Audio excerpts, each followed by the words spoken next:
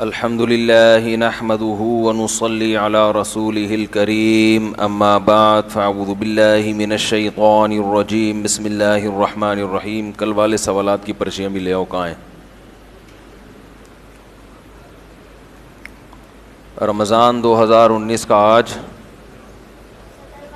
17واں بیان ہے. 17واں بیان ہے جی. یوم بدر. ہم تو بدر پہ بیان کر چکے ہیں.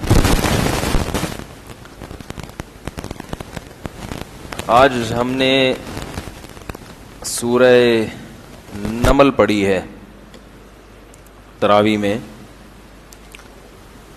تھوڑا سا سورہ نمل پہ میں انشاءاللہ بیان کروں گا آج.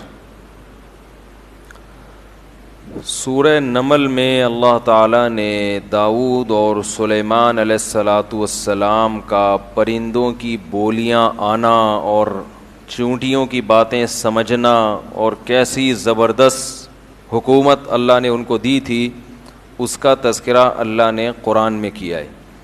اس پر میں پہلے انبیاء کے تعارف کے حوالے سے کچھ بتا چکا ہوں. داؤد علیہ السلام کو کیسے نبوت ملی, کیا ہوا تھا, کیا کارنامہ انجام دیا تھا, اور اس پر بھی بات ہوئی تھی کہ انبیاء کرام فزیکلی کیسے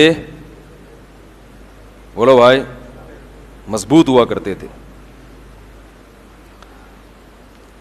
موسیٰ علیہ السلام کا تھپڑ ہمیشہ 2 بڑے خاندانی تھپڑ لگائے ہیں موسیٰ علیہ السلام نے. ایک تھپڑ تو وہ جو فرعون کا آدمی موسیٰ علیہ السلام کی قوم کے آدمی سے لڑ رہا تھا, آپ نے لڑائی چھڑوانے کے لیے ایک تھپڑ لگایا اس کو. مقصد اس کی کٹائی کرنا بولو بھائی نہیں, لیکن وہ تھپڑ اس کے لگا ہے اور وہ کلٹی ٹھیک ہے, وہ مر گیا. کیا جان اللہ نے دی ہوگی تھپڑ میں. اور دوسرا ایک تھپڑ جس کا حدیث میں ذکر ہے, صحیح بخاری کی حدیث میں ہے کہ رسول اللہ صلی اللہ علیہ وسلم نے فرمایا کہ موت کا فرشتہ موسیٰ علیہ السلام کے پاس آیا انسانی شکل میں. حضرت موسیٰ نے تعارف پوچھا, انٹروڈکشن, جناب کیسے آنا ہوا, کون ہیں آپ؟ اس نے کہا موت کا فرشتہ ہوں. بھائی کس سلسلے میں آئے ہو؟ آپ کی جان نکال لیں. تو ایک زور سے اس کے لگایا چماٹا, تو اس کی آنکھ نکل کے گر گئی. اس کی آنکھ گر گئی. اس نے اللہ سے شکایت کی کہ اللہ تو نے کس بندے کے پاس بھیجا ہے. اس سے ہمیں کیا پتہ چلتا ہے؟ دیکھو لوگوں کے مزاج مختلف ہیں. ہم کیا کرتے ہیں, کسی کو جب دیکھتے ہیں نا تو کسی کو اپنا آئیڈیل بنا لیتے ہیں, اور پھر ہم یہ چاہتے ہیں کہ سب اس جیسے ہوں گے. جو اس معیار پر اترے گا وہ اس کو تو میں مانوں گا, جو اس جیسا نہیں ہوگا وہ میرا بزرگ نہیں ہو سکتا. یہ غلط ہے. مزاج لوگوں کے کیا ہیں؟ مختلف. موسیٰ علیہ السلام بھی اللہ کے پیغمبر, کیا جلال ہے طبیعت میں, اور محمد صلی اللہ علیہ وسلم بھی اللہ کے پیغمبر, آپ کی طبیعت میں جمال ہے. ابو بکر بھی نبی کے سچے ساتھی, طبیعت میں ٹھہراؤ ہے, نرمی ہے. عمر فاروق بھی نبی کے سچے ساتھی, فرمایا کہ میرے بعد کوئی نبی ہوتا تو کون ہوتا؟ عمر, مگر طبیعت میں جلال ہے. وہ جلال کام بھی تو آیا نا پھر. تو وہ حضرت عمر کے سامنے بندہ ٹھہر نہیں سکتا تھا, کوئی غلط بات نہیں کر سکتا تھا ان کے سامنے. تو اس طرح علماء میں بھی ایسا ہی ہوتا ہے. کوئی میٹھے میٹھے ہیں, ہر وقت مٹھاس شہد چٹاتے رہیں گے آپ کو. کچھ صرف کھٹے کھٹے ہیں ٹھیک ہے, جب بھی بات کریں گے جلال میں. اور کچھ کھٹے میٹھے ہیں. کبھی طبیعت میں کیا ہوگا ان کے؟ جلال ہوگا, کبھی کیا ہوگا؟ مٹھاس ہوگی. تو بہرحال اعتدال اچھی چیز ہوتی ہے. غصے کے موقع پر انسان کو غصہ آئے اور نرمی کے موقع پر نرمی. جہاں نرمی کا موقع ہے وہاں غصہ کرنا حماقت, جہاں غصے کا موقع ہے وہاں نرمی کرنا حماقت. تو یہ اعتدال بڑی مشکل چیز ہے, لیکن اس میں انسان کے اپنے مزاج کا بھی بڑا دخل ہوتا ہے. موسیٰ علیہ السلام ایسے جلالی کیوں تھے؟ ایک تو قوم بڑی نالائق ملی, بنی اسرائیل, ان کو ایسی نرمی والے پیغمبر سوٹ وہ تو اور ستاتے, ان کو تو جلال والے پیغمبر چاہیے تھے جو ان کو ذرا سیدھا کر کے رکھتے. تو اس لیے یہ جو کمپنیوں میں یہ جو سیٹھ لوگ ہوتے ہیں نا, یہ اپنے مزدوروں کو بھی بڑا کھینچ کے رکھتے ہیں. لوگ مجھے بتاتے ہیں اس کے اخلاق اچھے نہیں ہیں, وہ کمپنی کا سیٹھ ہے. میں کہتا ہوں اخلاق اچھے ہونے چاہیے, لیکن کسی سیٹھ سے میں بدگمان اس لیے نہیں ہوتا کہ مزدوروں پہ پتہ نہیں اچھے اخلاق وہ افورڈ کر بھی پائیں گے کہ بولو بھائی نہیں, کیونکہ بعض دفعہ آپ کا ماتحت طبقہ ایسا ہوتا ہے جو میٹھی زبان وہ نہیں سمجھتا. تو بس ترغیب تو اسی کی ہے. نبی نے جو اصل حکم دیا, الرفق ما کان فی شیء الا زانا وما نزع عن شیء الا شانا. صحیح حدیث ہے کہ جب کسی معاملے سے نرمی نکل جائے تو معاملہ خراب ہو جاتا ہے, اور جب اس میں نرمی پیدا ہو جائے تو معاملہ صحیح رہتا ہے. تو اصل حکم تو یہی ہے, محبت, بات کر رہے ہیں انسان تمیز سے, محبت سے, سامنے والی کی عزت کا خیال رکھے, اصل حکم یہی ہے. لیکن دوسری طرف ایک یہ ہے کہ اگر سامنے والا عزت دار ہی نہیں ہے, اس کو عزت سمجھ میں آ ہی نہیں رہی ہے, تو پھر مشہور مقولہ ہے کہ بھئی گھی اگر سیدھی انگلی سے نہ نکلے تو ٹیڑھی انگلی سے نکالنا پڑتا ہے. تو ہم چلتے ہیں داؤد علیہ السلام کے واقعے کی طرف, سلیمان علیہ السلام کے واقعے کی طرف. وَلَقَدْ آتَيْنَا دَاوُودَ وَسُلَيْمَانَ عِلْمًا. سورہ نمل میں اللہ فرماتے تحقیق ہم نے داؤد اور سلیمان کو علم عطا کیا, دنیاوی علم بھی اور دینی علم بھی. آج یہ بھی ایک بڑی بحث ہوتی ہے کہ علم صرف دنیاوی علم کا نام ہے, علم جو ہے صرف دین کے علم کو کہتے ہیں یا دنیا کے علم کو بھی. بھائی میڈیکل سائنس ہے, انجینئرنگ ہے, اور جتنے بھی ہم مختلف شعبے ہیں نا, انجینئرنگ کے درجنوں شعبے ہیں, میڈیکل سائنس میں درجنوں شعبے ہیں. تو یہ جو شعبے ہیں ان میں علم حاصل کرنے کی بھی کوئی فضیلت ہے یا نہیں ہے, یا یہ ایسے ہی ہے بیکار ہے, کچھ اس کی حیثیت نہیں ہے. تو یاد رکھیں قرآن مجید میں جو علم کا لفظ استعمال ہوا ہے وہ دونوں قسم کے علوم پر استعمال ہوا ہے, دونوں قسم کے علوم پر. دین کے علم پر استعمال ہوا وہ تو یقینی ہے, اس میں تو دلائل دینے کی حاجت نہیں ہے. ظاہر ہے تمام پیغمبروں کے پاس سائنس اور ٹیکنالوجی کا علم نہیں تھا, لیکن قرآن نے ان کو عالم کہا ہے, تو وہ دین کا علم جانتے تھے. لیکن یہ جو دنیا کا علم ہے اس کو بھی قرآن نے کیا کہا ہے, علم. جیسے داؤد علیہ السلام کو اللہ نے فرمایا کہ وَلَقَدْ آتَيْنَا دَاوُودَ وَسُلَيْمَانَ عِلْمًا, ہم نے داؤد اور سلیمان کو علم دیا تھا. اور وہ علم دوسرے مقام پہ آتے ہیں عَلَّمْنَاهُ صَنْعَةَ لَبُوس, ہم نے زرہیں بنانا سکھائی ان کو. تو جو زریں بنانا ہے یہ براہ راست دین کا علم تو نہیں ہے نا. کیا ہو گیا بھائی؟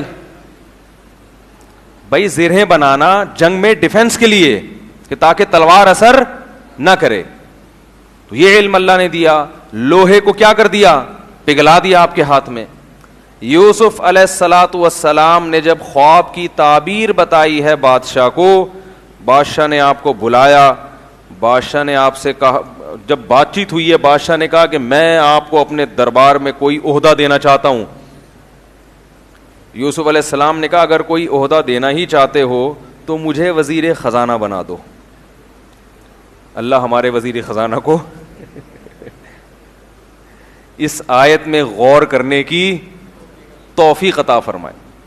لوگ مجھے کیا کریں, پھر وہ موضوع چھڑتا ہے تو پھر باتیں ہو جاتی ہیں. جب یا تو چھیڑتا ہی نہیں, چھڑ گیا. وہ کل میرا ایک کلپ چلا ہے نا, میں نے اس میں وہ دیا ہے کہ وہ معیشت کے بارے میں وہ ایک باپ بیٹے کی مثال دی ہے کہ ابا نے قرضہ لیا, پھر چاچا نے بھی قرضہ لے کے 2 ارب کا مقروض بنا دیا. اب تیسرا آئے گا تو ظاہر ہے وہ قرضہ بھی لے گا کہ روٹی تو کھلاؤ, لیکن وہ سارا نزلہ کس پہ اترے گا. تو لوگوں نے کہا یہ پی ٹی آئی کا آدمی ہے, کوئی کہہ رہا ہے یہ عمران خان کو کتنے پیسے ملتے ہیں, کتنے فیصد ملتے ہیں. مفتی صاحب مجھے نہ عمران خان سے میری کبھی بات ہوئی ہے, اور یہ بھی یاد رکھو میں کوئی پی ٹی آئی کا آدمی نہیں ہوں, نہ میں پی ٹی آئی کو پروموٹ کر رہا ہوں. پی ٹی آئی میں بڑے بڑے فنڈر پڑے ہوئے ہیں. فواد چودھری صاحب بھی معذرت کے ساتھ پی ٹی آئی میں ہی ہیں, تو ہم کہاں فواد چودھری کی حمایت کریں گے.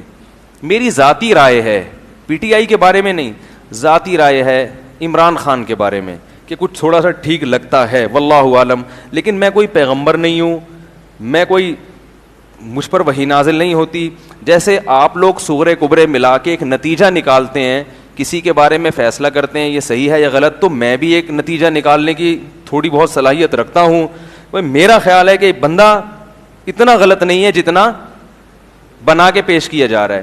اس کا مطلب لوگ یہ لیتے ہیں کہ میں مولانا فضل الرحمان کی مخالفت کر رہا ہوں, حالانکہ یہ بھی نہیں ہے. جب کسی ایک آدمی کی تعریف کی جائے تو اس کا مطلب یہ تھوڑی کہ اس کے مخالف کی برائی کر رہے ہیں آپ. بھائی ان کی اپنی ایک رائے ہے, ان کی اپنی ایک سوچ ہے, اور ابھی وہ وزیر اعظم ہے بھی نہیں, ابھی تو اپوزیشن میں ہے. تو ہم تو ابھی بتا رہے ہیں کہ بھائی اتنا زیادہ بھی بدگمان ہونے کی ضرورت نہیں ہے. تو ہماری ایک رائے ہے کہ بھائی اتنا برا نہیں ہے جتنا لوگوں نے اس کو بنا دیا ہے. تو ان بیسس کی بیس پر آپ جو مخالفت کر رہے ہیں تو یہ بیسس درست نہیں ہے, کسی اور بیس پہ کریں, میرا خیال ہے. لیکن اگر آپ کو اس سے اختلاف ہے تو آپ ایک کلپ بنا دیں, بھائی مفتی طارق مسعود صاحب نے جو کہا ہے ہمیں ان کی رائے سے اتفاق نہیں ہے, اور ہماری رائے یہ ہے جس پر دلائل یہ ہیں. اختلاف ہمیشہ سے تھا, آج بھی ہے اور ہمیشہ رہے گا. جب تک انسان موجود ہیں اس دنیا میں کبھی ایک پلیٹ فارم پہ جمع نہیں ہو سکتے.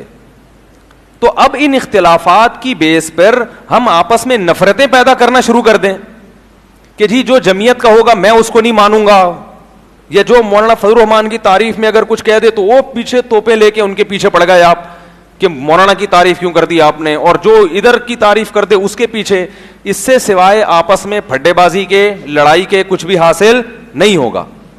تو بھائی ہر آدمی کو اپنی رائے کے اظہار کی اجازت ہونی چاہیے. میری ایک رائے ہے, آپ مانیں ٹھیک ہے, نہیں مانیں کروڑ دفعہ اس سے اختلاف کریں, میں آپ کے خلاف کوئی کلپ, میرے پاس تو کلپ کے زیادہ ذرائع ہیں, سمجھ رہے ہیں. میں تو اپنی بات اگر پہنچانا چاہوں تو ملینز لوگوں تک پہنچ جاتی ہے, تو میں تو کوئی کلپ نہیں بناتا. تو اس لیے یعنی کلپ کا مطلب یہ کہ اگر کوئی میرے یعنی جس شخصیت کے میں خلاف ہوں اور وہ اس کی حمایت کر دے تو میں تھوڑی کلپ بناؤں گا. بھائی میری ایک رائے ہے کہ یہ اتنا برا نہیں ہے جتنا لوگوں نے بنا دیا. سمجھ رہے ہیں, یہ بھی ممکن ہے کہ اگلی دفعہ مسلم لیگ کی حکومت آ جائے, اس بات کا بھی پورا امکان موجود ہے. تو آپ مجھے کیسے کہہ رہے ہیں کہ یہ پیسے کھاتا ہے وہاں سے؟ مجھے پورا اس بات کا امکان موجود ہے کہ اگلی دفعہ کس کی حکومت آ جائے گی, مسلم لیگ کی حکومت آ جائے گی, اس بات کا امکان موجود ہے. تو پھر ہم کیا کریں گے ہیں بھائی؟ یعنی ایسے کی تعریف کی جائے جو قیامت تک کے لیے آیا ہو یا بہت طویل عرصے کے لیے آیا ہو, پھر آدمی کہتا ہے بھائی اس کے مفاد ہیں, جس کا یہی نہ پتا ہو کہ اگلی دفعہ آئے گا کہ بھی نہیں آئے گا. تو اس میں صرف اب مقصد یہ ہوتا ہے, آپ یہ کہہ سکتے ہیں کہ پھر آپ اس موضوع کو چھیڑتے کیوں ہیں؟ بھائی لوگوں کی طبیعت میں اعتدال پیدا کرنا. کیونکہ میں جہاں جا رہا ہوں سن رہا ہوں اب معیشت کا بیڑا غرق ہو گیا, اب معیشت کا یہ کر دیا, اب معیشت کا. تو ایک ہماری بھی سوچ ہے, تھوڑا سا ہم بھی امت کا درد رکھتے ہیں کہ یار اگر اس طرح سے سوچنا شروع کر دو گے تو تم پر پھر ایسے حکمران ہی مسلط ہوں گے تو مصنوعی طریقے سے معیشت کو چلائیں گے اور تم پھر اس سے خوش رہو گے. تو یہ میرے ذہن میں ایک پاکستانی ہونے کے ناطے یہ خیال آیا ہے, تو مجھے اس خیال کو بیان کرنے کی اجازت بولو بھائی ہونی چاہیے. تو پاکستانی ہونے کے ناطے کہ ہماری قوم ہے, اور یہ میں بیٹھ کے پھینکتا نہیں ہوں, ہمارے بھی تعلقات ہیں, سلام دعا ہے اوپر کے طبقے سے جہاں سے ہمیں بھی کچھ اطلاعات ملتی ہیں. تو ایسے نہیں کہ اٹھے اور منہ دھویا اور آئے اور ایک رائے پھینک کے لوگوں میں ایک آگ لگا کے چلے گئے. تو ایسا نہیں ہوتا, سوچ سمجھ کے کوئی بات کی جاتی ہے. لیکن پھر بھی ہم پیغمبر نہیں ہیں, ہم سے 100 دفعہ غلطی ہو, یہ بھی ممکن ہے کہ ہم اس بیان سے رجوع کر لیں. اور یہ بھی مطلب نہیں ہے کہ پی ٹی آئی کے جتنے کام ہیں ہم نے ان کو سیدھا کرنے کا ٹھیکہ, وہ جو کر رہے ہیں صحیح کر. کل میں نے بیان کیا تھا نا, یہ جو بل پاس ہوا ہے کہ کم عمر لڑکی کی جو شادی نہیں ہو سکتی, یہ بل قرآن و سنت کے 100% خلاف ہے, اس کی کوئی حیثیت نہیں ہے اسلام میں. ایک صاحب نے مجھے کہا کہ آپ ایسی باتیں نہ کریں, آپ جیل میں چلے جائیں گے. آپ نے ایک اسمبلی سے بل پاس ہوا, آپ اس کی مخالفت کر رہے ہیں اور لوگوں کو ترغیب دے رہے ہیں, اس کی کوئی حیثیت نہیں ہے. تو میں نے کہا اب دیکھو, ایک انسانوں کے ہاتھوں پاس ہونے والا بل, میں اس کی مخالفت کر رہا ہوں تو دھمکیاں کیا آ رہی ہیں؟ جیل کی. خود ان حکمرانوں کو اللہ کے عذاب سے ڈرنا چاہیے کہ جو قرآن میں اللہ نے قانون نازل کر دیا, صاف لفظوں میں اللہ نے بتا دیا, قرآن میں اشارہ دے دیا کہ نابالغ بچی کی بھی شادی ہو سکتی ہے. واللائی لم یحضن, قرآن کہہ رہا ہے وہ بچیاں جن کو ابھی حیض آنا شروع ہی نہیں ہوا, اگر ان کو طلاق ہو جائے تو ان کی عدت 3 مہینے ہے, کیونکہ ان کو حیض آنا شروع نہیں ہوا. تو قرآن تو صاف بتا رہا ہے کہ نابالغ بچی کی بھی شادی ہو سکتی ہے. ہاں, رخصتی جو ہے وہ اس کے بعد ہوگی, بلوغت کے بعد, اکثر ایسا ہی ہوتا ہے. اور صاف ہمیں اسلاف کے اور بخاری مسلم کی حدیثیں ہیں اس میں تو, اور قرآن کے الفاظ ہیں انکحوا الایام, جو بے نکاح ہیں ان کا نکاح کرا دو. اس میں قرآن نے عمر کی قید نہیں رکھی. تو آپ دیکھو کہ آپ مجھے ڈرا رہے ہو کہ جیل چلے جاؤ گے, یہ ہو جائے گا, وہ ہو جائے گا. میں ان حکمرانوں سے کہتا ہوں جو بھی اسمبلی میں بیٹھے ہوئے, انہوں نے بل پاس کیا ہے کہ آپ کس قسم کے جیل جاؤ گے قیامت کے دن. اللہ کہے گا یہ کوئی مولویوں میں اختلافی مسئلہ نہیں تھا. تمام مکاتب فکر کے نزدیک لڑکی کی کم عمری میں شادی جائز ہے اور اس نکاح پر کوئی پابندی نہیں لگا سکتا. اس کے فائدے کیا ہیں یہ ابھی موضوع نہیں ہے, کیونکہ یہ میں نے چھیڑ دیا. لبرل لوگ کہیں گے نا ایکچولی اس میں یہ تھا, ایکچولی وہ تھا, یہ سب فضول باتیں ہیں. اس کے دلائل کیا ہیں, اس کے سائیڈ افیکٹ کیا ہیں اس قانون کے, وہ میرا ابھی موضوع نہیں ہے. لیکن اس کے عقلی لحاظ سے بھی یہ غلط ہے, عقلی لحاظ سے بھی غلط ہے, اس کا نقصان ہوگا.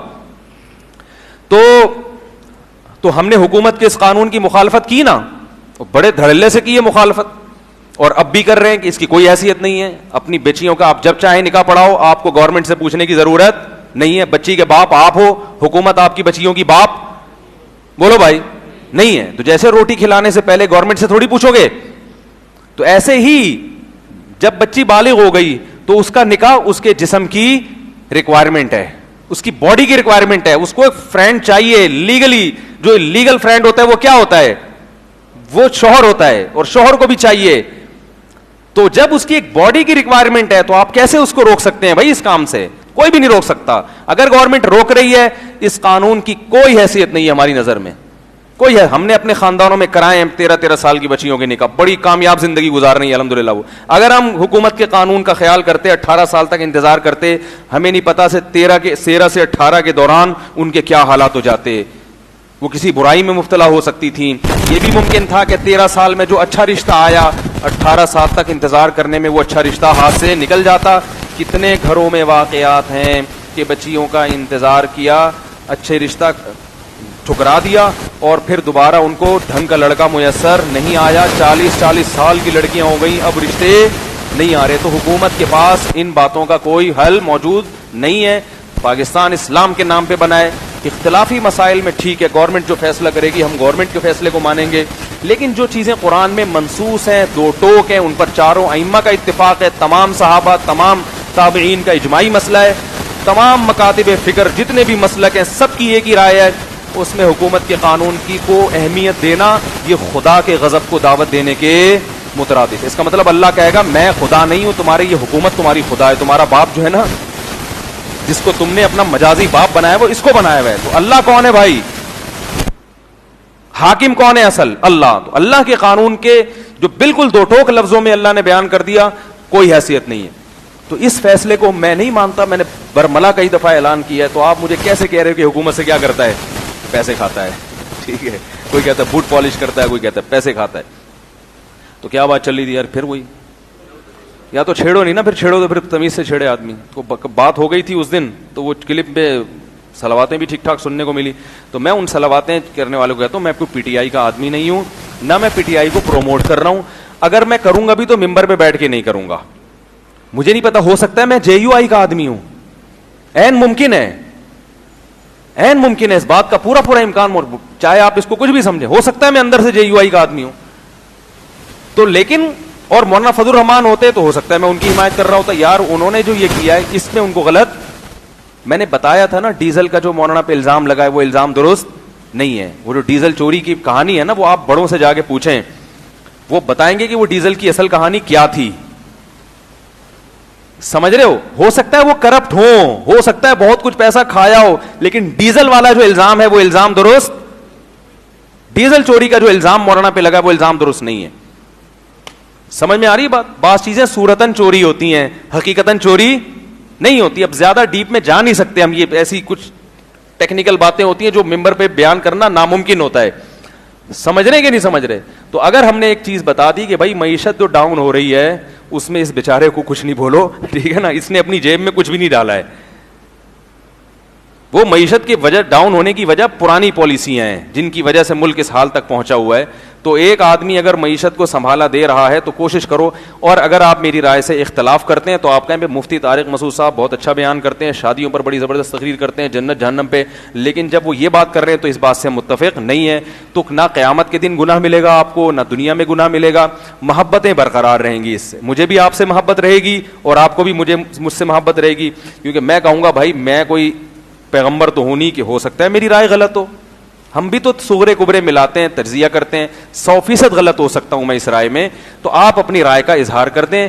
مگر یہ کہ میں بیان سننا چھوڑ رہا ہوں آج سے, یہ تو بندہ ہی پی ٹی آئی کا نکلا, تو یہ بھی ہوا کہ میں پی ٹی آئی کا ہوں, یہ بھی ہو سکتا ہے میں جے یو آئی کا ہوں, ہو سکتا ہے میں پی ٹی آئی کا ہوں, ہو سکتا ہے میں مسلم لیگ کا ہوں. آپ کو اس سے بحث نہیں ہونی چاہیے کہ میں کس کا ہوں.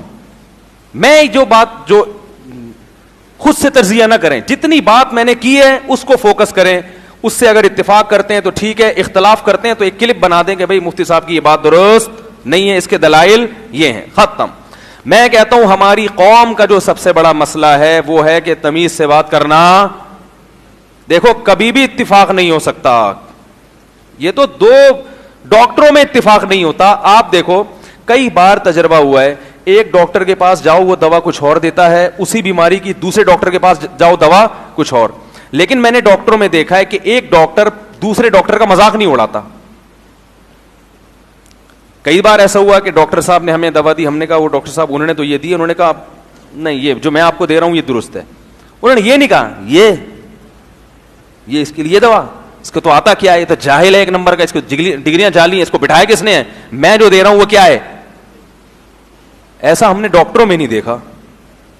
تو بھائی سیاستدانوں میں بھی نہیں ہونا چاہیے. سیاسی تنظیم سے اگر آپ ہیں, ایک آدمی کہہ رہا ہے یہ صحیح ہے, آپ کہیں یار میری رائے کے مطابق یہ ٹھیک نہیں ہے, میری رائے کے مطابق یہ ٹھیک ہے.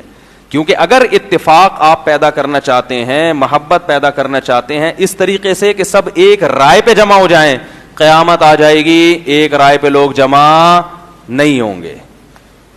اس سے بڑا اختلاف جو ہے نا کفر اور شرک کا اختلاف ہے.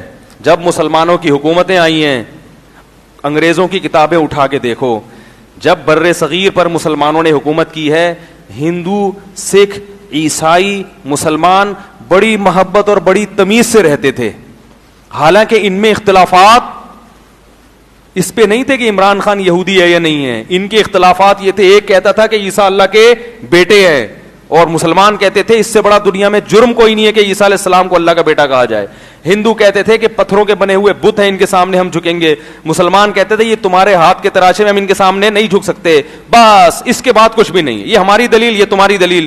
کھانا بھی کھا رہے ہیں, جا بھی رہے ہیں. وہ جناب جب عیسائی کی عبادت کا ٹائم ہوتا ہے وہ مندر میں چلا جاتا ہے, مسلمان کہاں چلا جاتا ہے, مسجد میں چلا جاتا ہے. انگریز نے لکھا ہے کہ بر صغیر کی تاریخ میں اتنا اچھا وقت کبھی بھی نہیں آیا جتنا مسلمانوں کے دور حکومت میں تھا. اتنے سارے مذہب بر صغیر میں تھے جتنے دنیا میں کہیں بھی نہیں تھے, مگر سارے محبت کے ساتھ رہتے تھے. تو اگر لڑنے پر آؤ نا تو ذرا سی باتوں پہ گالیاں بھی دو ایک دوسرے کو, یہ دارالاسلام خارج, یہ فوج کا پٹھو, یہ پی ٹی آئی سے پیسے لے رہا ہے, یہ جے یو آئی کا آدمی ہے, یہ جناب نواز شریف سے پیسے کھا کے بیٹھا ہوا ہے. اگر نفرتیں کرنے پر آؤ نا تو ایک ہی مسلک ہوگا, مگر ذرا سی بات میں اختلاف ہوگا اور جنگ شروع ہو جائے گی. اور اگر براڈ مائنڈڈ بن جاؤ میرے بھائی, کھل کے اختلاف کرو, دلائل کے ساتھ پھینکو نہیں, کچھ مضبوط بات ہو, دلائل کے ساتھ اختلاف کرو. آپ کی رائے سے کوئی متفق ہے ٹھیک ہے, نہیں ہے تو کوئی ایسا مسئلہ نہیں ہے. اصل فیصلہ کب ہوگا بھائی؟ قیامت کے دن ہوگا. تو اس میں بھی اللہ تعالیٰ پتہ ہے کیا کریں گے, دو متضاد رائے والے کو بھی برحق قرار دے دیں گے. بسا اوقات ایسا بھی ہوگا, اللہ کہیں گے کہ اس کی رائے اور اس کی رائے ایک دوسرے کے مخالف تھیں, مگر دونوں اپنی جگہ مخلص تھے, دونوں جنت میں, دونوں جنت میں. علامہ انور شاہ کشمیری رحمۃ اللہ نے لکھا ہے کہ جو فقہا میں اختلاف ہوا ہے نا, ایسا معلوم ہوتا ہے اللہ قیامت کے دن بھی اس کا فیصلہ نہیں کریں گے کہ ان میں کس مجتہد کی رائے صحیح تھی. اللہ کہیں گے تمہارے بس میں جو تھا تم نے فیصلہ کیا, بس تمہاری بھی رائے بھی ٹھیک اور اس کی رائے بھی ٹھیک, دونوں جنت میں جاؤ. تو جب اتنا بڑا ہمیں قرآن اور سنت نے ایک اصول اور ضابطہ بیان کر دیا تو ہمیں تو ٹینشن لینے کا بھائی ہے ہی نہیں. چھوٹی چھوٹی باتوں پہ لڑ رہا ہے, یہ یوں ہے تو یہ یوں ہے. وہ ایک دفعہ کیا ہوا, ایک صاحب نے مجھے فون کیا, ایک مسئلہ پوچھا, میں نے ان کو مسئلہ بتایا. انہوں نے کہا ہماری مسجد کے امام تو اس کے خلاف بتاتے ہیں. تو میں نے کہا وہ یہ دلیل دیتے ہیں, میری رائے میں یہ دلیل صحیح نہیں, میری رائے میں یہ دلیل صحیح ہے. اس نے کہا لیکن ہماری مسجد کے امام تو یہ. میں نے کہا پھر آپ اپنی مسجد کے امام سے پوچھ لیں بھائی, مجھے فون کیا ہے. کہہ رہے نہیں آپ بتائیں نا. میں نے کہا میں تو بتا دیا, اس سے زیادہ میں بتا نہیں سکتا. کہہ رہے لیکن ہماری مسجد کے امام تو یہ کہتے ہیں. میں نے کہا بھائی تم اپنی مسجد کے امام سے پوچھ لو, جو وہ بتائیں نا تم جنت میں جاؤ گے اگر تمہارے اندر اخلاص ہے. لڑواؤ نہیں اماموں کو آپس میں. تم اگر یہ چاہ رہے ہو کہ میں کہوں تمہاری مسجد کے امام سالہ یوں ہے اور وہ یوں ہے, اس کو آتا کیا ہے, وہ جاہل ہے, تو یہ میں نہیں کہوں گا. وہ بیچارے ان کو جتنی اللہ نے سمجھ دی اس کے حساب سے بیان کیا. اب تمہارے اندر اگر یہ خود صلاحیت ہے کہ تم پہچان لو کہ ان میں کون صحیح کون غلط, تو ٹھیک ہے. نئی صلاحیت ہے بھائی دونوں مولانا ہے, جس کو چاہے فالو کرو. یہ کون سا کوئی کفر اسلام کا مسئلہ ہے. تو میں یہ بات عرض کر رہا ہوں, اللہ کا واسطہ ہم سب کو اپنے اندر تحمل پیدا کرنے کی بہت شدید ضرورت ہے. ایک ہی گھر میں پی ٹی آئی والا بھی ہو, جے یو آئی والا بھی ہو, مسلم لیگی بھی ہو, تینوں بھائی بن کے رہیں, کوئی اس سے فرق انشاءاللہ. سعودی عرب میں پتہ کیا ہوتا ہے, کیونکہ سعودی عرب اسلام کا مرکز ہے نا, تو وہاں سب مسلک پائے جاتے ہیں. حنفی بھی ہیں, شافی بھی ہیں, اہل حدیث بھی ہیں, ہر طرح کے لوگ ہیں. تو وہاں گھروں میں عجیب ماحول ہے, کوئی کسی کا بیان سنتا ہے, کوئی کسی کا بیان سنتا ہے, کوئی کسی کا بیان سنتا ہے نا. وہاں گھر کے اندر ہی مختلف نمازیں چل رہی ہیں. بڑا بھائی جو ہے وہ یوں ہاتھ باندھتا ہے, چھوٹا بھائی نے یہاں ہاتھ باندھا ہوا ہے, تیسرا بھائی جو ہے وہ رکوع میں اٹھنے کے بعد یہاں ہاتھ باندھے گا, چوتھا کہے گا نہیں ہاتھ چھوڑنا چاہیے. ایک زور سے آمین, ایک آہستہ آمین. مسجدوں میں نمازوں میں آپ کو یہ ملے گا ہے, اور گھروں کے اندر بھی ملے گا, پھر بھی مزے سے رہتے ہیں. ہمارے ہاں ہر چیز میں متفق ہیں, صرف ایک چیز سے اگر کوئی اختلاف کر لے, دوسرا کہتا ہے کہ یہ وہ, میں جلدی سے لطیفہ سنا کے نا پھر بات آگے لے کے چلتا ہوں, یہ کیونکہ تاکہ یہ موضوع کمپلیٹ ہو جائے. کیا کہ امریکہ میں دو آدمی ملے, ایک نے دوسرے سے کہا بھائی ماشاءاللہ کہاں سے آئے ہو؟ اس نے کہا میں پاکستان سے. اس نے کہا ارے میں بھی پاکستان سے, بڑی خوشی, ہم دونوں پاکستانی ہیں ماشاءاللہ, بڑی خوشی آپ سے مل. اچھا بھائی تمہارا مذہب کیا ہے؟ کہ میں تو مسلمان ہوں. ارے میں بھی مسلمان ہوں, ماشاءاللہ ماشاءاللہ, اور زیادہ خوشی, ہمارا مذہب بھی ایک ہے. اچھا پہلے مذہب سے شروع کرنا چاہیے, ہمارا مذہب بھی ایک ہے اور ہم دونوں کیا ہیں, پاکستانی بھی ہیں. اچھا یہ بتاؤ کہ تمہارا فقہ کون سا ہے, سنی ہو شیعہ ہو؟ کہا میں سنی ہوں. ارے ماشاءاللہ ہم بھی سنی ہیں. یہ تو اب تو خوب گزرے گی جب مل بیٹھیں گے دیوانے دو, ایک ہی ہوٹل میں رہیں گے, کوئی اختلاف نہیں ہوگا, لڑائی جھگڑا نہیں ہوگا. تم بھی سنی, میں بھی سنی. اچھا سنیوں میں بھی تو کچھ مقلد ہیں, کچھ غیر مقلد ہیں, کچھ چاروں فقہ کو مانتے ہیں, کچھ نہیں مانتے. تو تم کیا ہو گئے؟ میں تو مقلد ہوں, فقہ کو مانتا ہوں, ایک فقہ کو. اچھا میں بھی مقلد ہوں, پھر تو ہماری نمازیں بھی ماشاءاللہ ایک جیسی, کوئی پھڈے بازی بھی نہیں ہوگی. اچھا یہ بتاؤ چاروں فقہ کو مانتے ہو تو اس میں اب حنفی ہو, شافی ہو, مالکی ہو, حنبلی ہو؟ اس نے کہا حنفی. ارے ماشاءاللہ اتنی خوشی ہوئی کہ بتا نہیں سکتا. یہ قدرت کی طرف سے اتفاق ہے, یہ خود بخود. بھئی ایسا اتفاق کیسے ہو سکتا ہے؟ میرے ساتھ ہوا ہے, میں آپ کو عجیب واقعہ سناؤں گا, لیکن پھر زیادہ واقعہ میرے ساتھ عجیب اتفاق ہوا ہے. ایک دفعہ ہم کہیں گاؤں دیہات میں بیٹھے ہوئے تھے, اندھیرا ہو رہا تھا, ایک صاحب آئے ملنے کے لیے. میں نہیں جانتا تھا, اندھیرے میں لائٹ گئی ہوئی تھی, نہ وہ مجھے پہچان رہے نہ میں. تعارف ہوا, میں نے کہا آپ کہاں رہتے ہیں؟ انہوں نے کہا کراچی میں. میں نے کہا میں بھی کراچی میں رہتا ہوں. انہوں نے کہا اور کراچی میں کہاں رہتے ہیں؟ میں نے کہا میں وہ ماڑی پور کا ایریا ہے نا ادھر. انہوں نے کہا میں بھی وہاں رہتا ہوں. میں نے کہا پھر ایسے ہوتے ہوتے میں نے کہا وہ ازن کہاں رہتے ہیں؟ انہوں نے کہا وہ ایک وہاں آفس نہیں ہے, وہاں میرا آنا جانا ہے. میں نے کہا ادھر میرا بھی بہت آنا جانا ہے. تو وہ لوگ دیکھ رہے ہیں یہ کہ ڈرامہ کیا ہو رہا ہے. تو میں نے کہا آپ کا نام کیا؟ انہوں نے کہا خالد بھائی. میں نے کہا خالد بھائی ہیں آپ کو تو میں اچھی طرح. انہوں نے کہا آپ کا نام؟ میں نے کہا میں طارق مسعود. ارے آپ طارق مسعود؟ ہم تو روزانہ بیٹھک لگاتے ہیں, چائے پیتے ہیں یار اکٹھے بیٹھ کے. تو لوگ ہمیں کہہ رہے ہیں یار یہ کیا ڈرامہ ہو رہا ہے. ہم نے کہا یہ ڈرامہ نہیں ہے بھائی, واقعی نہیں پہچانے, کیونکہ اتفاق ایسا تھا کہ ایک ایسی جگہ پہ میں گیا ہوا تھا, میرا تصور بھی نہیں تھا کہ یہ بھی وہاں. بھائی اپنے میں آپ کسی گاؤں دیہات میں چانگا مانگا کے جنگلات میں ہو اور وہیں آپ کی گلی محلے کا ایک آدمی, تصور نہیں ہوتا نا, تو وہ اتفاق. تو ایسا اتفاق ہو سکتا ہے. تو انہوں نے کہا آپ کا فقہ کون سا ہے؟ جی حنفی. انہوں نے کہا میں بھی حنفی. بہت خوشی ہوئی. کہا حنفیوں میں تو دیوبندی بھی ہیں اور بریلوی بھی ہیں. دیوبندی ہیں یا بریلوی؟ اس نے کہا میں دیوبندی ہوں. اڑے یار پھر تو ہٹو بچوں ہو گیا بھائی, میں بھی دیوبندی. بار بار گلے مل رہے ہیں, پبلک تماشا دیکھ رہی ہے.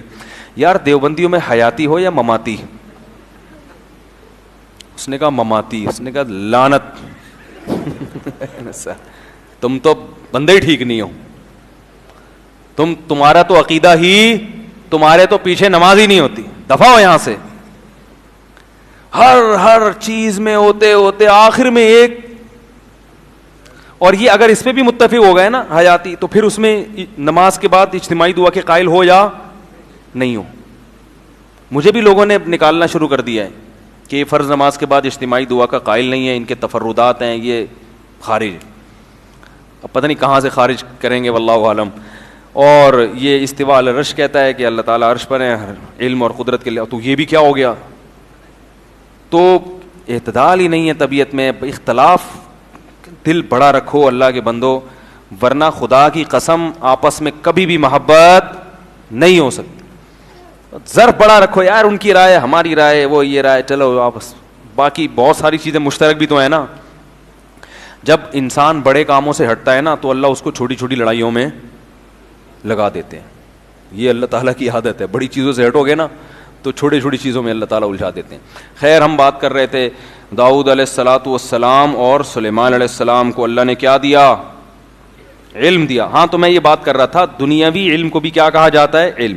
تو حضرت یوسف علیہ السلام نے کیا کہا, انی حفیظ علیم, کہ مجھے وزیر خزانہ بنا دیں, میں حفاظت بھی کروں گا, کیونکہ وزیر خزانہ کے لیے 2 کوالٹی کا ہونا ضروری. نمبر 1, وہ خائن نہ ہو.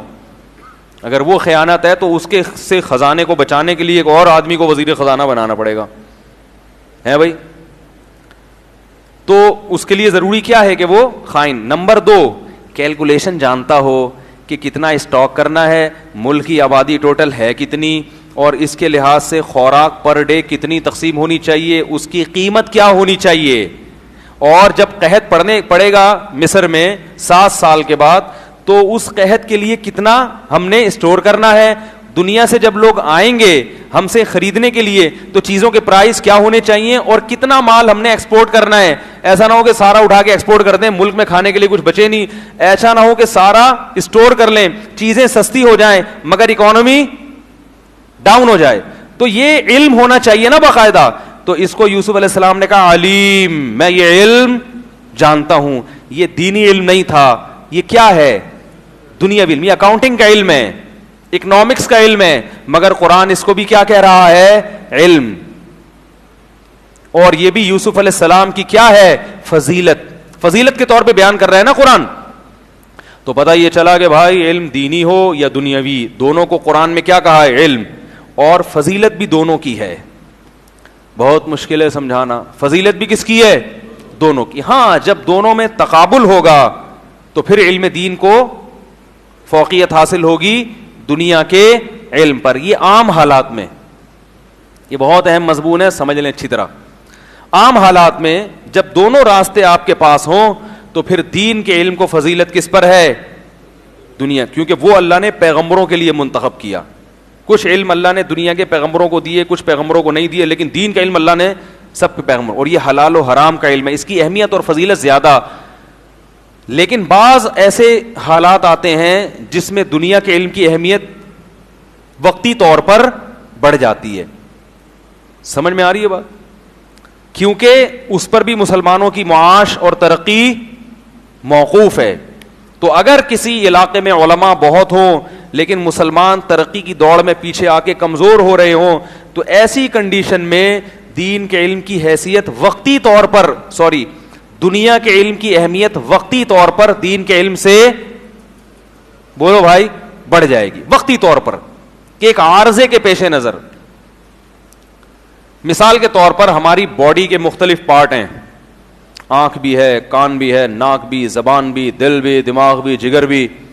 تو سارے ضروری ہیں, مگر بعض پارٹس ایسے ہیں جن کی اہمیت دوسرے سے, بولو بھائی, سب سے زیادہ حکیم لوگ کہتے ہیں دماغ اور دل, ڈاکٹر بھی یہی کہتے ہیں.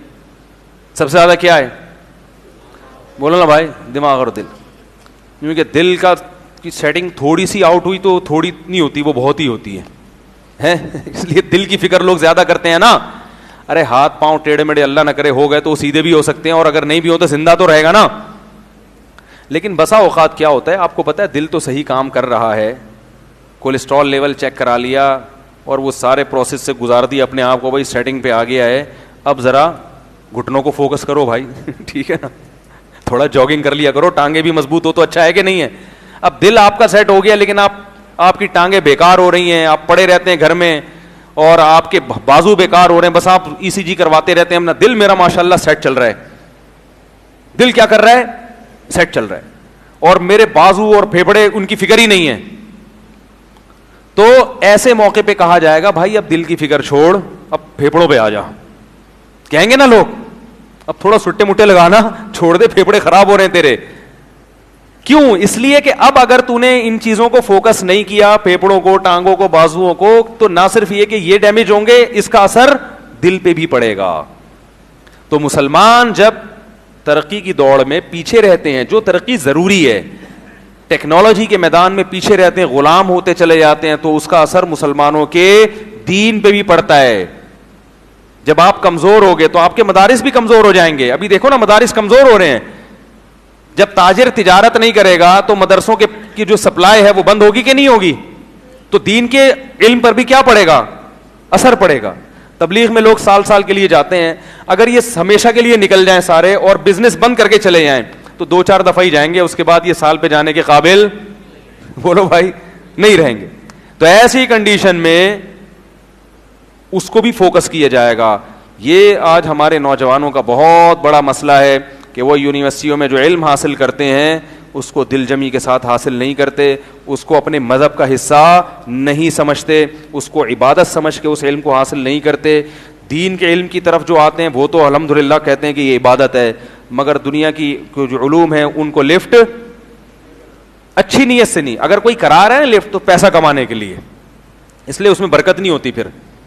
تو دونوں چیزوں کی اہمیت ہے, لیکن اس کی بھی ہے اور اس کی بھی ہے. تو اس لیے میں کہتا ہوں بچے زیادہ پیدا کرو اللہ کے بندو, ایک کو عالم بناؤ, ایک کو ڈاکٹر بناؤ, ایک کو انجینئر, ایک کو جج بناؤ, ایک کو آرمی میں بھیجو, ایک کو نیوی میں بھیجو.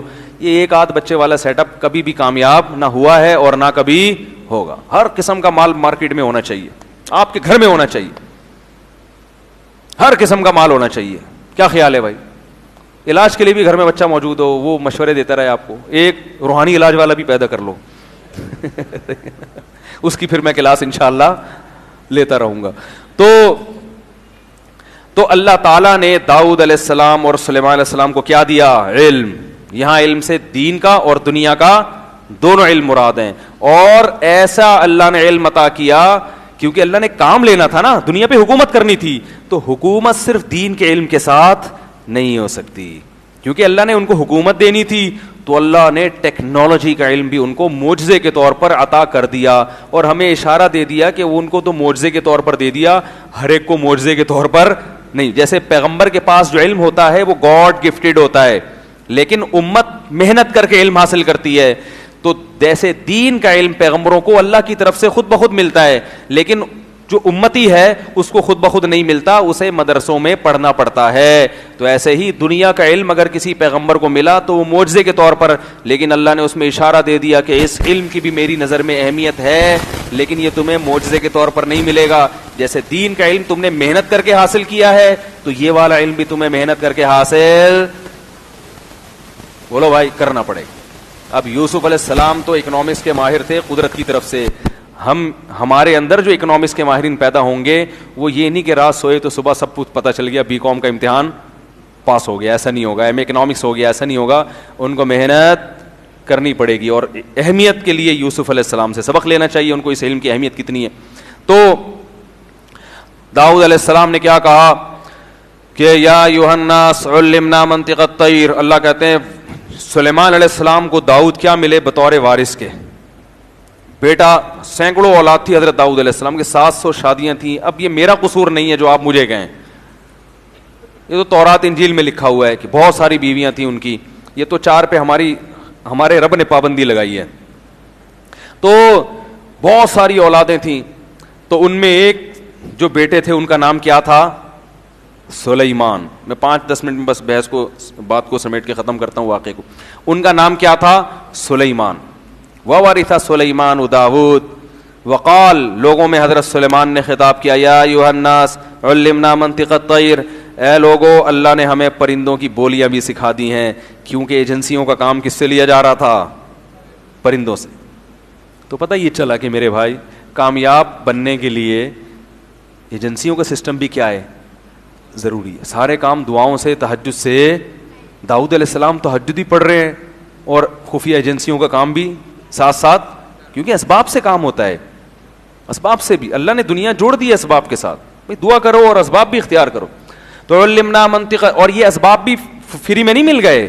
پہلے داؤد علیہ السلام نے محنتیں کی ہیں, جو آپ کے بس میں تھا وہ سب کچھ کیا, تو پھر اللہ نے نوازا. تھوڑے تھے, طاقتور سے لڑے نا اللہ کے حکم پہ اور جالوت کو قتل کر دیا. یہ معجزے کے طور پر نہیں ہوا, اس میں محنت تھی. تو جب اپنا کام پورا کر دیا تو اللہ کہتے ہیں اب ہماری طرف سے کیا ہوگی؟ مدد. ہم پہلے اسٹیپ پہ ہی آ کے کہتے ہیں کہ اللہ کی طرف سے کیا ہوگی؟ بولو بھائی, مدد. تو ایسا نہیں, پہلے آپ کام کریں, اپنی ذمہ داری پوری کریں, پھر اللہ کی طرف سے کرامتیں بھی انشاءاللہ ہوں گی آپ کے ساتھ. تو انہوں نے کہا یا ایھا الناس علمنا منطق الطیر, اے لوگو اللہ نے ہمیں پرندوں کی بولیاں سکھائی ہیں اور ہمیں حکومت کے ہر طرح کا سامان اللہ نے دیا جو بھی کامیاب حکومت کے لیے ضروری ہوتا ہے. ان ھذا لہو الفضل المبین, یہ اللہ کا ہم پر بہت بڑا فضل ہے. وحشر لسلیمان جنودہ من الجن والانس والطیر فہم یوزعون. سلیمان علیہ السلام اپنے لشکر جمع کر رہے تھے, کہیں جا رہے ہوں گے حملہ کرنے کے لیے, تو جنات کو بھی جمع کیا, انسانوں کو بھی, پرندوں کو بھی. اور قرآن کہہ رہا ہے کہ چیونٹیوں کی وادی کے اوپر سے گزرنے لگے. قالت نملۃ, ایک چیونٹی نے کہا یا ایھا النمل, اے چیونٹیو, ادخلوا مساکنکم, بل میں گھس جاؤ, سلیمان اور اس کا لشکر تمہیں رون ڈالے گا. وہم لا یشعرون, اور ان کو پتہ بھی نہیں چلے گا. اس سے پتہ چلتا ہے کہ چیونٹیوں میں بھی کمیونیکیشن کا کوئی سسٹم, اور آج سائنس نے یہ ثابت کیا ہے کہ ان میں سسٹم ہے. اب قرآن تو کہہ رہا ہے اس نے بات کی ہے, وہ کیا کس اسٹائل میں بات ہوگی یہ تو ہمیں نہیں پتا نا. اس کی بات ہماری طرح تھوڑی ہوگی کہ ابے تبے کر کے, یا جو بھی ہم, وہ ان کا اپنا ایک نظام ہوگا. سلیمان علیہ السلام سمجھ گئے کہ یہ کیا میسج دے رہی ہے, کیا پیغام دے رہی ہے. قرآن کہتا ہے فتبسم ضاحکا من قولها, سلیمان علیہ السلام کھل کھلا کے ہنسے ہیں چیونٹی کی بات پر. سے پتہ چلا بھائی کھل کھلا کے ہنسنا بھی تقوی کے خلاف. سنت تو یہ کہ مسکرایا جائے, بلا وجہ ہا ہوئی کرنا یہ کوئی اچھا کام نہیں ہے, لیکن کبھی کبھی انسان کھل کھلا کے بھی ہنس جاتا ہے. اس پہ بھی لوگ کہتے ہیں یہ اتنے نیک ہو کے ہا کر کے ہنس رہے ہیں. بھائی آ گئی بیچارے کو ہنسی. تو کبھی کبھار ہو بھی جاتا ہے. ہمارے حضرت کو بھی, ہم بہت پرہیزگار تھے, لیکن کبھی کبھار ایسا کھل کھلا کے ہنستے تھے کہ مزہ آتا تھا. آپ کو ایک چٹکلا سناتا ہوں ہمارے حضرت کا. ایسا میں نے حضرت کو ایسا ہنستے ہوئے نہیں شاید کبھی دیکھا ہوگا. ہمارے مفتی رشید احمد صاحب کا ایسا روب تھا نا, کیونکہ بہت پرہیزگار تھے اور بڑے یعنی متانت اور وقار بہت تھا حضرت کے اوپر. تو ایک دفعہ ہم حضرت کی مجلس میں بیٹھے تھے, ایک انگریز آیا, وہ جو یو کے سے آیا تھا, بلیک تھا یعنی کالوں کی نسل میں سے تھا, وہ نیا نیا مسلمان ہوا تھا, اردو آتی نہیں تھی اس کو. تو ہمارے حضرت سے ملنے کے لیے آیا, بیٹھ گیا. تو حضرت ایک لطیفہ سنا رہے تھے کہ یہ جو ہے نا ختنے کی دعوت, یہ حضرت کو پسند نہیں تھی نا. یہ لوگ بچے کی ختنے ہوتی ہے دعوت کرتے ہیں, کہتے ہیں یہ کیا ہے بھائی, سنت ہے, عمل ہے, ٹھیک ہے, ختنے کر دی ختم. یا پوری دنیا کو لا کے دعوت کھلا رہا ہے, کیا کیا کیا بتا رہا ہے بھائی کیا ہوا ہے. تو اس کے خلاف حضرت بات کر رہے تھے. تو اس پہ حضرت نے ایک لطیفہ سنایا کہ وہ میرے بھائی تھے, وہ کسی نے ان سے شکایت کی کہ فلان کے ہاں ختنے کی دعوت ہوئی اور اس نے مجھے بلایا ہی نہیں. تو حضرت فرماتے ہیں میرے بھائی بڑے مزاح کے عادی تھے, تو انہوں نے اس سے کہا کہ یار اتنی سی بوٹی تھی کس کس کو کھلاتا. تو حضرت نے جب یہ لطیفہ سنایا تو ہمیں بڑی ہنسی آئی, لیکن وہ انگریز چپ بیٹھا ہوا ہے نا, اس کو سمجھ میں ہی نہیں آیا کہ یہ کیوں ہنس رہے ہیں. وہ چپ بیٹھا ہوا ہے, سب کے منہ دیکھ رہے ہیں. تو حضرت نے فرمایا یہ چپ کیوں بیٹھے ہیں. انہوں نے کہا کہ ان کو اردو نہیں آتی. حضرت نے فرمایا ان کو ذرا ترجمہ کر کے بتائیں انگلش میں. جب ان کو انگلش میں ترجمہ کیا نا, تو وہ میں نے دیکھا تھا 15 منٹ سے وہ انگریز ایسے کیوں کر کے بیٹھا ہوا تھا نا, اس کو کچھ سمجھ میں نہیں آ رہا یہ ہو کیا رہا ہے. لیکن جب اس کو انگلش میں ترجمہ کیا تو ایک دم جو اس کی ہنسی چھوٹی ہے بے ساختہ, ہا کر کے ایسا ہنسا ہے کہ اس کو دیکھ کے پھر جو حضرت ہنسے ہیں اور اتنا خوش ہوئے. حضرت نے فرمایا دل خوش ہو گیا کہ ایک نو مسلم ہے, مسلمان ہے, تو اللہ نے مجھے اس کے دل کو خوش کرنے کی توفیق عطا فرما دی. القاء السرور فی قلب المومن, فرمایا اللہ نے میرے ذریعے ایک مومن کے دل میں کیا ڈال دیا, سرور ڈال دیا. تو چھچور پنا نہیں ہونا چاہیے کہ بلا وجہ بیٹھے ہوئے جیسے آج کل محفلیں لگی ہوتی ہیں.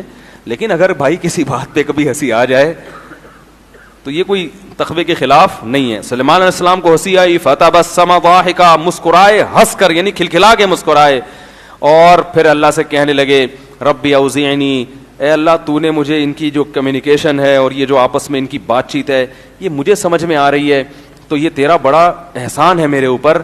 اوزعنی ان اشکر, تو مجھے شکر کی بھی توفیق دے. یہ فرق ہوتا ہے ایک سیکولر ذہنیت میں اور ایک اللہ کو ماننے والے میں, کہ وہ ہر نعمت پہ کس کی طرف نسبت کرتا ہے, اللہ, اور سیکولر اپنا کمال کہتا ہے ابے ہمیں تو یہ بھی پتا ہے, ہمیں تو یہ بھی پتا ہے, تمہیں کیا آتا ہے. تو انہوں نے کہا اللہ تو مجھے شکر کی توفیق دے کہ تو نے مجھے چیونٹیوں کی باتیں سکھا دی ہیں. اب کیا ہوا ہے کہ یہ بات چیت ختم ہوئی تو کہنے لگے وتفقد الطیر, پرندوں کو دیکھنا شروع کیا, بھائی سارے حاضر ہیں. فقال ما لی لا اری الہدہد, مجھے کیا ہو گیا کہ ہدہد مارکیٹ میں شارٹ ہے بھائی, مجھے ہدہد نظر نہیں آ رہا. لا ما لی لا اری الہدہد ام کان من الغائبین, یا تو مجھے نظر نہیں آ رہا یا وہ مارکیٹ سے کیا ہے, شارٹ. بعض دفعہ ایسا بھائی غائب ہے یا مجھے شاید میں کنفیوز ہو گیا ہوں. تو پھر کہنے لگے اگر وہ مارکیٹ سے شارٹ ہے تو میری اجازت کے بغیر وہ گیا کیسے؟ اب یہ جلال ہے یا نہیں ہے؟ اگر یہ ایجنسیوں کا جو نظام ہے نا ملک کا, یہ محبت سے چلنا شروع ہو جائے, فوج کا سسٹم کے اخلاق سے, کہ جو فوجی لیٹ آیا ہے تو محبت سے اس کو سہروزے کی جماعت میں بھیج دیں گے تاکہ وہ, میرے کچھ شاگرد ابھی پاکستان نیوی میں گئے ہیں, کمیشن آفیسر بھرتی ہوئے ہیں جامعۃ الرشید, وہ کہہ رہے ہیں یار اتنی سختی ہے ٹریننگ کے دوران, وہ کہتے ہیں اس سے ملنے کے لیے جاؤ تو کہتے ہیں آرام سے نہیں جاؤ, بھاگ بھاگ کے جاؤ, بھاگ بھاگ کے جاؤ. تو یہ کہہ رہے وہ بےچارے پریشان ہوتے یار اتنی سختی. تو ہم نے کہا بھائی بندہ رگڑے کھانے سے ہی کیا بنتا ہے, آئینہ بنتا ہے رگڑے لاکھ جب کھاتا ہے دل, کچھ نہ پوچھو دل بڑی مشکل سے بن پاتا ہے دل. کہ جنگ میں لڑنے کے لیے بندے تیار کیے جا رہے ہیں, محبت اور اخلاق سے. اخلاق بھی اچھی چیز ہے, ہونے چاہیے, لیکن بھائی یہ بھی ہوگا, ورنہ جنگ میں کیا ہوگا, بولیں گے جاؤ, وہ کہہ رہے ہیں اچھا بھی جا رہا ہوں میں, اچھا نا جا رہا ہوں نا, بول تو دیا نا, جیسے گھروں میں ہوتا ہے نا, ابا بچے کو بولتے ہیں جا پھر دہی لے کر آ, جا رہا ہوں نا, ایسے ہی ہوتا ہے نا. تو یہ حکومت کا سسٹم ہے نا. تو سلمان علیہ السلام نے کہا بغیر پرمیشن کے مارکیٹ سے غائب کیوں ہوا ہے؟ اللہ کے پیغمبر ہیں, بد اخلاق نہیں ہو سکتے, لیکن دھمکی دے رہے ہیں لَأُعَذِّبَنَّهُ أَوْ لَأَذْبَحَنَّهُ, سخت سزا دوں گا یا ذبح کر کے قتل کر دوں گا, جب تک غیر حاضری کی کوئی معقول دلیل پیش نہیں کرے گا. اس میں بتا دیا کہ فوج کا نظام اسی طرح سے چلتا ہے بھائی, اس کے بغیر نہیں. کہ نانی کی بیمار تھی تو میں وہ آ کے کہہ رہے میری ایکچولی نانی بیمار تھی اس لیے میں چلا گیا تھا, وہ بھائی پورا سیٹ اپ برباد ہو جائے گا. کیوں گئے تھے, معقول وجہ. اور اس میں یہ اشارہ بھی ہے کہ اگر غائب ہونے کی کوئی واقعی ریزن ہے, پھر پنشمنٹ کا, پھر سزا دینا یہ کیا ہے, یہ ظلم ہے. تو اگر کوئی آفیسر بلا وہ عذر بھی معقول ہے پھر بھی سختی کر رہا ہے تو یہ بھی ظلم ہے. تو افراط اور تفریط کے درمیان اعتدال کا راستہ. تو انہوں نے کہا یا تو کوئی معقول وجہ بیان کرے, سخت وجہ ہو, نانی کا بیمار ہونا بھی ایک معقول وجہ ہے, یہ تو میں ایک ویسی مثال دے رہا تھا. نانی, نانا, دادا, دادی, یہ جو ہے نا یہ باپ اور ماں جیسا ان کا حق اللہ نے بتایا ہے. تو ابھی یہ بات چلی رہی ہے کہ ہدہد صاحب تشریف لے آئے. سلمان صاحب نے پوچھا بھائی فرمائیے کہاں غائب تھے؟ ہدہد نے کہا بھائی میں گیا تھا ذرا رپورٹ طلب کرنے کے لیے. انی وجدت امرأۃ تملکہم, آپ سمجھ رہے ہو کہ پوری دنیا میں اسلامی حکومت قائم ہو گئی ہے, شرک کا دنیا سے خاتمہ ہو گیا, آپ کے جنات بھی آپ کے تابع, آپ کی ایجنسیوں کا نظام اتنا مضبوط کہ سورج جہاں نکلتا ہے وہاں بھی آپ, اور جہاں غروب ہوتا ہے وہاں بھی آپ, زمین کے چپے چپے کا آپ کو پتہ ہے. تو حضرت دو چار بندوں کی بات نہیں کر رہا, پوری ایک حکومت ہے جس میں ایک عورت حکومت کر رہی ہے. وجدتها وقومها يسجدون للشمس, سورج کی پرستش کر رہی ہے, پوری ایک قوم ہے, پوری ایک ریاست ہے, اور آپ کو پتہ ہی کوئی نہیں ہے بھائی. اور آپ کو یعنی آپ بنے پھر رہے ہیں کہ جناب میں سلیمان اور میں کنگ سلیمان اور اللہ نے مجھے یہ حکومت دی اور یہ حکومت دی اور میری ایجنسیوں کا نظام اتنا مضبوط. تو دو چار گھروں میں شرک ہو رہا ہوتا, ایک آدھ گاؤں میں ہو رہا ہوتا تو چلو ہم کہتے حضرت پوری حکومت, اور حکومت بھی ایسی طاقتور جیسے آپ کی حکومت ہے, باقاعدہ پوری ایک مضبوط ریاست ہے, اس کی خبر آپ کے پاس لے کر آ رہا ہوں, اور آپ کو پتہ ہی ہے بھائی, پتہ ہی کوئی نہیں. تو سلیمان علیہ السلام حیران ہو گئے, ہیں بھائی اتنی بڑی ریاست ہے اور ہم سے مخفی رہ گئی, اور سورج کی عبادت ہو رہی ہے, پوری ریاستی یعنی حکومتی سطح پہ سورج کی عبادت ہو رہی ہے, ہمیں پتہ ہی کوئی نہیں.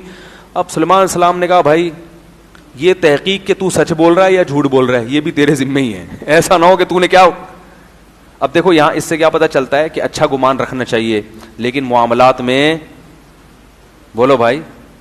سلیمان علیہ السلام یہ بھی کہہ سکتے تھے بھائی ہد ہے, جھوٹ کبھی نہیں بولے گا, سچ ہی بولے گا, لیکن سلیمان علیہ السلام نے کہا کہ یہ بھی تو ممکن ہے کہ یہ جھوٹ بول رہا ہو, اور ہم اپنی پوری فوج کو لے کے وہاں جائیں, پتہ چلا کچھ بھی نہیں ہے, تو یہ پوری فوج پہ جو مصارف آ رہے ہیں, تھکاوٹ ہوگی, یہ لوگ کیا بولیں گے, اے سلیمان آپ اتنے بڑے بادشاہ ہیں تو صحیح طرح تحقیق تو کر لیتے. تو معاملات میں کیا ہے, بدگمان ہونے کی اجازت ہے, بھائی دلیل دو. سلیمان علیہ السلام نے اب کہا کہ ننظر, میں چیک کروں گا, صدقتا, سچ کہہ رہے ہو یا جھوٹ بول رہے ہو, تو یہ خط لے کے جاؤ اور جس ملکہ کا تم کہہ رہے ہو ملکہ سبا بڑی, اس کو یہ میرا خط دے دو. سلیمان علیہ السلام جانتے تھے حدود لکھنا پڑھنا نہیں جانتا, اگر اس پہ رپلائی آیا تو اس کا مطلب ہے واقعی ایسی حکومت ہے, اور رپلائی سے بھی اندازہ ہو جائے گا کہ بھئی یہ ملکہ کا ہے یا ایسے ہی خود لکھ کے لے آیا ہے, ٹھیک ہے نا. تو اب سلیمان علیہ السلام نے حدود کو کہا کہ جاؤ اس ملکہ کو خط دو, القیہ الیہم, ڈال دے وہاں جا کے, فانظر ماذا یرجعون, اور جواب لے کر آؤ. یہ جناب حدود صاحب گئے ہیں, ملکہ سبا کی جھولی میں خط ڈالا. ملکہ سبا نے کوئی بھی ترجمان بلایا ہوگا یا کیا ہوگا, جو ظاہر ہے زبانیں تو مختلف ہوں گی, یہ بھی ممکن ہے کہ ایک ہی زبان ہو, واللہ عالم. تو ملکہ سبا نے جو خط پڑھا تو ہل گئی, بڑی ذہین عورت تھی, اس کو اندازہ ہو گیا کہ یہ کسی معمولی آدمی کا خط نہیں ہے, کیونکہ کہتے ہیں نا کہ کلام الملوکی ملوک الکلام, جو بادشاہ کا کلام ہے وہ کلاموں کا بادشاہ ہوا کرتا ہے. بادشاہ کے جو سنجیدہ ہوتے ہیں نا ان کے کلام بھی کیا ہوتا ہے, مختصر اور بااثر. ملکہ تھی, بادشاہ تھی, وہ جانتی تھی کہ بادشاہ لوگ کس اسٹائل میں وہ ابے تبے نہیں کرتے, وہ خام خامے غیر ضروری باتیں نہیں کرتے. تو ملکہ سبا نے جیسے ہی خط دیکھا اس نے کہا بھائی یہ کسی معمولی آدمی کا نہیں ہے. اس نے پورا دربار بلایا, جمع کیا اور کہنے لگی یا ایھا الملأ انی القی الی کتاب کریم, بڑی عزت دار خط آیا ہے میرے پاس, لگ رہا ہے کسی عزت دار آدمی کا ہے. کیا ہے بھائی اس میں کیا لکھا ہوا ہے, انہ من سلیمان, اس میں لکھا ہے کہ یہ سلیمان کی طرف سے, بس ابا دادا کا نام بھی نہیں, بس سلیمان. وَإِنَّهُ مِن سلیمان وَإِنَّهُ, اور اس خط کا مضمون یہ ہے بسم اللہ الرحمن الرحیم, شروع کرتا ہوں اللہ کے نام سے جو بڑا مہربان نہایت رحم کرنے والا ہے. اللہ تعالی علیہ, سرکشی مت کر, وَأْتُونِي مسلمین, بندی بن کے چلی آ. اسلام کا مطلب فرما بردار بن کے, جس کو پنجابی میں کہتے ہیں نا بندہ بن, بندہ کہتے ہیں نا, یعنی تسلیم ہو جا, جو کہہ رہا ہوں ویسا کر. تو اس لیے میں اس کا ترجمہ آج کی زبان میں کرتا ہوں کہ اللہ تعالی علیہ, سرکشی مت کر, بندی بن کے, ٹھیک ہے نا. یہ بدماشی چھوڑ دیں, تمیز سے کیا ہے, آ جا اپنی فوج کو لے کے, پھر ہم مذاکرات کریں گے, پھر دیکھیں گے اگلا اسٹیپ کیا ہوگا, تمہیں سورج کی عبادت کرنے دیں گے نہیں کرنے دیں گے, اسلام پر لائیں گے. بات یہ کہ آپ کو فی الحال اس پوزیشن میں رہنے کی اجازت نہیں ہے, کیونکہ اللہ نے مجھے زمین پر اسلام کو نافذ, توحید کو نافذ کرنے کے لیے بھیجا, یہ کیسے ہو سکتا ہے. اب ملکہ تھی ہوشیار, وقت کافی زیادہ ہو گیا میرا خیال ہے, ابھی ہم یہ باقی حصہ کل چلائیں گے. یہ سوالات بھی بہت ہیں, بہت زیادہ ہیں یار, یہ اتنے کون جواب دے گا, آپ خود سوچو یار. یہ پھر کل اس واقعے کو انشاءاللہ مکمل کرتے ہیں. بچوں کو عمر میں, کون سی عمر میں بھائی بچوں کو کیا کہتے ہیں یار, بہت مشکل سوال ہے, اس کا جواب دے چکا ہوں. ماں باپ کی عیادت کے لیے, ماں باپ کی اجازت کے بغیر دوسری شادی کر سکتے ہیں, کر سکتے ہیں. نفلی پتہ نہیں کیا لکھا ہوا ہے, رائٹنگ صحیح نہیں ہے, ٹائم بھی کم ہے. مرنے کے بعد جو لوگ اچھی اولاد اور نیک اعمال جاری سارے ثواب کرتے ہیں, قرآن خوانی اور برسی والا. قرآن خوانی تو جائز نہیں ہے اجتماعی, کیونکہ یہ اسلاف سے ثابت, اجتماعی عمل کے لیے ثبوت ضروری ہے. تو انفرادی طور پر کوئی صدقہ خیرات جو تو حدیث میں آتا ہے, اس سے علماء استدلال کرتے ہیں کہ صدقہ خیرات جب جائز ہے تو کوئی بھی نیکی جائز ہے, تو قرآن بھی پڑھ سکتے ہیں. سورہ مائدہ میں جو وضو والی آیت ہے ارجو لکم کا مختلف ترجمہ لیا. بھائی یہ وقت بہت زیادہ ہو گیا اور یہ سوالات بہت ہیں, یہ پھر بعد میں, ٹھیک ہے, وقت بہت ہو گیا, آپ دیکھو کتنا ٹائم ہو گیا. سبحانک اللہم و بحمدک نشہد ان لا الہ الا انت نستغفرک و نتوب الیک.